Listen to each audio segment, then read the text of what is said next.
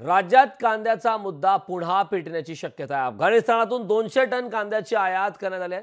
कांद्याची आयात केल्यानं दर घसरण्याची शेतकऱ्यांना भीती आहे। कांद्याची आयात केल्यानं कांदा उत्पादक शेतकरी मात्र नाराज आहेत।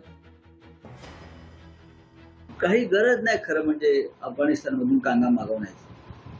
महाराष्ट्रातल्या शेतकऱ्यांचा कांदा इथे सडतोय, पडू नये, त्याला भाव नाही आणि शेतकऱ्यांना 4 पैसे जेव्हा मिळू लागतात तो बाहेरून कांदा मागवला जातो। महाराष्ट्रातल्या शेतकऱ्यांच्या बाबतीमध्ये अशा भूमिका, शेतकऱ्यांना नुकसान पोहोचवण्याच्या भूमिका या कायम घेतल्या जातात। आता या राज्यामध्ये अनेक मंत्री केंद्रामध्ये आहेत। आम्ही आता पार्लमेंटला हा विषय उचलू। दरम्यान कांदा उत्पादक शेतकरी संघटनेचे अध्यक्ष भारत दिघोळे यांच्याशी बातचीत केली आहे आमचे प्रतिनिधी महेश महाले यांनी। आपल्यासोबत कांदा उत्पादक संघटनेचे अध्यक्ष भारत दिघोळे आहे। कांद्याची आयात झालेली जवळपास अफगाणिस्तानमधून मोठ्या प्रमाणात कांदा भारतामध्ये आयात करण्यात आलेला आहे आणि शेतकऱ्यांमध्ये देखील मोठ्या प्रमाणात नाराजी पसरलेली।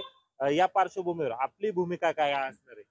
संपूर्ण महाराष्ट्रातल्या कांदा उत्पादक शेतकऱ्यांची ह्या सरकारच्या धोरणाविरोधात जो संताप आहे किंवा जो राग आहे तो साहजिक आहे। मुळामध्ये सर्वात जास्त कांदा पिकवणारे राज्य आहे, जगात सर्वाधिक कांदा भारतात पिकतो आणि अशा देशामध्ये परदेशातून कांदा आयात करणं म्हणजे शेतकरी विरोधी भूमिका आहे। कांदा आयात होणारच नाही यासाठी केंद्र सरकारने तत्काळ कांद्याची 100% आयात ही बंद करावी अशा मागणीचं पत्र काल आम्ही नाशिकच्या जिल्हाधिकाऱ्यांना दिलं आहे।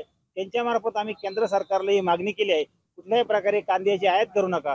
उलट कांदा जो आपल्या देशातून निर्यात होत आहे या निर्यातीवर असलेले 40% निर्यात शुल्क आणि त्याच्यासोबत कांद्याचं $550 किमान निर्यात मूल्य हे तत्काळ शून्य करावे आणि जास्तीत जास्त कांदा निर्यात करावा। कारण आज जर बघाल तर महाराष्ट्रातील शेतकऱ्यांकडे साठवणूक केलेल्या कांद्याचा मुबलक साठा आहे आणि मागच्या अनेक वर्षांनंतर कधीतरी थोडासा शेतकऱ्यांना आता दर महिन्यात सुरुवात झाली आणि अशा वेळेस जर केंद्र सरकार हे कांदा उत्पादकांच्या होणाऱ्या नफ्याला आड येणार असेल तर लोकसभेत जे सत्ताधाऱ्यांचं नुकसान झालं आहे कांदा पट्ट्यामध्ये तेच नुकसान यांना विधानसभेला करून घ्यायचं आहे का, याची दखल केंद्र आणि राज्य सरकारने घ्यावी आणि कांदा 100% आयात बंदी करावी आणि निर्यातीला सगळे शुल्क काढून टाकावे अशी महाराष्ट्रातल्या कांदा उत्पादकांच्या वतीनं कांदा उत्पादक संघटनेने सरकारकडे मागणी केली आहे।